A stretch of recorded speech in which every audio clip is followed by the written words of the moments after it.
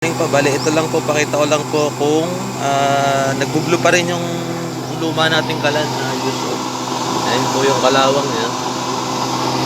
Tanda na po yan. Kauna-unahan gawa ko pa po yan. Pero nakita niyo po yung apoy niya. Blue pa rin siya. Blue flame pa rin siya. Ayun. Maliwanag lang. Kaya hindi nyo masyadong makita. Pero kita nyo po may pagkaasal siya. Yung dilaw na yan, normal po yan. Sa lahat ng use oil kalan. Ayun. Yan pa rin po yung pang araw-araw ko nagamit. Wala pong kahoy, hindi po ako nagkakahoy. Use oil kalan din, walang din po. Yung kahoy ko, hindi na yan nagagamit. Ito lang lagi. Yan, kasi may dami pa rin tayong langis. Matagal pa po yan. Yan mula hanggang dito niyan, ito yan. Matagal pa po maubos yan. Kita niyo naman po yung gamit mo. Puro patak niya. Ganyan lang siya, pero yung apoy niya.